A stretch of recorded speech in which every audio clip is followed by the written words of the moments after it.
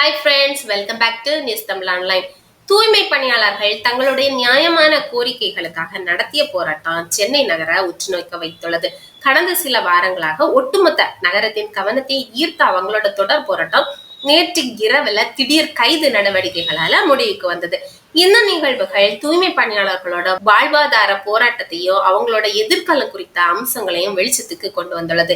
இதை பற்றி தான் நாம இப்போ இந்த வீடியோல விரிவா பார்க்க போறோம். அதுக்கு முன்னாடி நீங்க இன்னும் நம்ம சேனலை சப்ஸ்கிரைப் பண்ணல அப்படின்னா மறக்காம சப்ஸ்கிரைப் பண்ணுங்க. கூடவே உங்க ஃப்ரெண்ட்ஸ் அண்ட் ஃபேமிலிக்கும் ஷேர் பண்ணுங்க. வாங்க வீடியோக்குள்ள போகலாம்.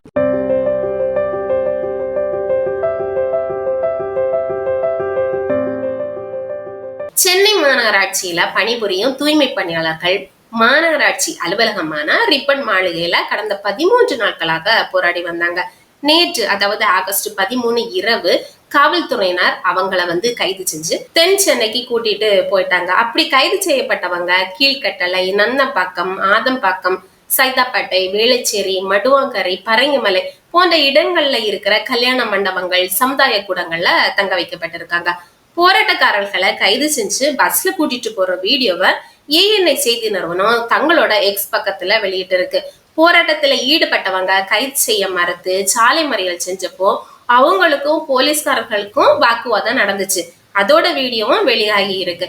பிறகு சாலை மறியல் செஞ்சவங்களும் கைது செய்யப்பட்டு பஸ்ல ஏத்தி கூட்டிட்டு போனாங்க. போராட்டக்காரர்கள் கைது செய்யப்பட்டதை பற்றி உழைப்போர் உரிமை இயக்கத்தோட மாநில தலைவர் பாரதி பிபிசி தமிழ் கிட்ட பேசும்போது நிறைய போலீஸ் தாக்குனதுல நிறைய பேர் காயமடைஞ்சிருக்காங்க, அதுல பெண்களும் அடக்கம் அப்படின்னு சொல்லியிருக்காங்க. போலீசாருக்கும் போராட்டக்காரர்களுக்கும் நடந்த தள்ளுமுள்ளுல சிலர் குறிப்பா பெண்கள் மயக்கம் அடைஞ்சதையும் வீடியோக்கள்ல பார்க்க முடிஞ்சது.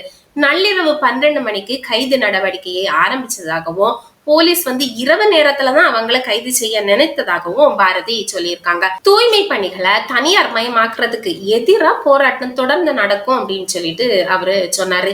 இதுக்கு முன்னாடி தூய்மை பணியாளர்களோட போராட்ட சம்பந்தமான வழக்கு சென்னை உயர் நீதிமன்றத்துல விசாரணையில வந்துச்சு. அப்போ சென்னை மாநகராட்சி, லேபர் யூனியன், ராம்கி நிறுவனம் அப்படின்னு சொல்லிட்டு 3 தரப்புலையும் வாதங்கள் முன்வைக்கப்பட்டன. வரும் 31ஆம் தேதிக்குள்ள வேலைக்கு திரும்புற தூய்மை பணியாளர்களுக்கு கட்டாயம் வேலை கொடுப்போம் அப்படின்னு சொல்லிட்டு ராம்கி நிறுவனம் நீதிமன்றத்துல உறுதி அளிச்சிருக்கு. மேலும் தொடர்ந்து நடத்தக்கூடாத இடத்துல போராட்டம் நடத்துறதுனால அவங்களை அங்கிருந்து அப்புறப்படுத்தணும் அப்படின்னு சொல்லிட்டு காவல்துறைக்கு நீதிமன்றம் உத்தரவு போட்டிருக்கு. ஆக்சுவலி தூய்மை பணியாளர்கள் ஏன் இந்த போராட்டம் பண்றாங்கன்னு தெரியுமா? சென்னை மாநகராட்சியில மொத்தம் 15 மண்டலங்கள் இருக்கு. அங்க இருக்கிற தூய்மை பணிகளை கடந்த அதிமுக ஆட்சி 2020ல 10 மண்டலங்களை தனியார் நிறுவனங்களுக்கு கொடுத்தாங்க. அப்போ மீதி இருந்த ராயப்பேட்டை, திருவிக நகர் ஆகிய 2 மண்டலங்களையும் தனியார் மயமாக்க முடிவெடுத்தாங்க. இதுக்கு எதிர்ப்பு தெரிவிச்சுதான் தூய்மை பணியாளர்கள் போராட்டம் நடத்தி வந்தாங்க. ஆகஸ்ட் 1ஆம் தேதி முதல் சென்னை மாநகராட்சி அலுவலகம் இருக்கிற ரிப்பன் மாளிகை முன்னாடி இரவு பகலா போராடினாங்க. இந்த 2 மண்டலங்களையும் சேர்த்தா சுமார் 2000 தூய்மை பணியாளர்கள் இந்த போராட்டத்துல கலந்துக்கிட்டாங்க. அவங்களுக்கு இப்போ சுமார் 23,000 சம்பளம் கிடைக்குது. ஆனா தனியார் கைக்கு இந்த பணி போச்சு அப்படின்னா அவங்களோட சம்பளம் 16,000 ரூபாயா குறையலாம் அப்படின்னு சொல்லிட்டு பயப்படுறாங்க. ஆகஸ்ட் 1ஆம் தேதி வேலைக்கு போனப்போ ஒப்பந்த வேலைக்கு சம்மதிச்சா மட்டும்தான் வேலை, இல்லைன்னா இல்ல அப்படின்னு சொல்லிட்டு அதிகாரிகள் சொன்னதா தூய்மை பணியாளர்கள் சொல்றாங்க. இந்த விவகாரத்துல வழக்கு இன்னும் நீதிமன்றத்துல நடந்துட்டே இருக்கு. அப்படி இருக்கும்போது இந்த 2 மண்டலங்களையும் தனியார் கிட்ட ஒப்படைத்தது தொழில் தகராறு சட்டம் 1947 பிரிவு 31(1) படி தண்டனைக்குரிய குற்றம் அப்படின்னு சொல்லிட்டு உழைப்போர் உரிமை இயக்கத்தோட தலைவர் பாரதி கடுமையா விமர்சிச்சிருக்காரு.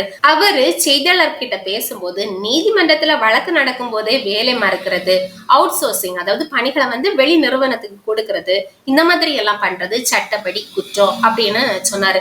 இதுல தூய்மை பணியாளர்கள் முக்கியமான 3 கோரிக்கைகளையும் வைக்கிறாங்க. எது எல்லாம் அப்படின்னு பார்த்தோம் அப்படின்னா, ஃபர்ஸ்ட் ஒன் என்ன அப்படின்னா, பணி தனியார் மயமாக்க கூடாது, அவங்களோட வேலைய தனியார் நிறுவனங்களுக்கு கொடுக்க கூடாது அப்படின்னு.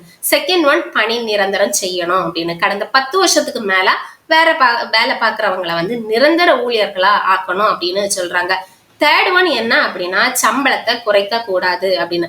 அவங்களுக்கு இப்போ கிடைக்கிற சம்பளத்தை குறைக்க கூடாது அப்படின்னு சொல்லிட்டு இந்த 3 கோரிக்கைகளை வைக்கிறாங்க. ஆனா இதுல குறிப்பா அவங்க என்ன கேக்குறாங்க அப்படின்னா, இப்போ வாங்குற சம்பளத்தையே கொடுத்தாலும் பரவாயில்ல, எங்களோட வேலையை வந்து தனியார் நிறுவனங்களுக்கு வந்து நீங்க கொடுக்காதீங்க அப்படின்னு சொல்லிட்டு ரொம்ப வலியுறுத்துறாங்க. இந்த நிகழ்வுகள் தூய்மை பணியாளர்களோட கோரிக்கைகளை வெறும் சம்பள பிரச்சனையா மட்டும் பார்க்காம அவங்களோட எதிர்காலம் பாதுகாப்பை கருத்துல கொண்டு அணுக வேண்டியதன் அவசியத்தை வந்து உணர்த்துகின்றது. நீதிமன்ற வழக்கு, கைது நடவடிக்கைகள் மற்றும் நிறுவனத்தின் வாக்குறுதிகள் என அடுத்தடுத்த நிகழ்வுகள் நடந்திருந்தாலும் தூய்மை பணியாளர்களின் போராட்டம் தொடர்ந்து நீடிக்கும் அப்படின்னு சொல்லிட்டு உழைப்போர் உரிமை இயக்கம் தெரிவித்துள்ளது. இந்த விவகாரத்துல அரசு மற்றும் தனியார் நிறுவனங்கள் எடுக்க போகும் அடுத்த கட்ட நடவடிக்கைகள் என்னவாக இருக்குங்கிறத வந்து அனைவரும் எதிர்பார்த்து காத்து கொண்டிருக்கின்றனர். இது போல வேற ஒரு இன்ட்ரெஸ்டிங்கான டாபிக்கோட நான் உங்களை சந்திக்க வரேன். மறக்காம நம்ம வீடியோவை உங்க ஃப்ரெண்ட்ஸ் அண்ட் ஃபேமிலிக்கு ஷேர் பண்ணுங்க. நன்றி.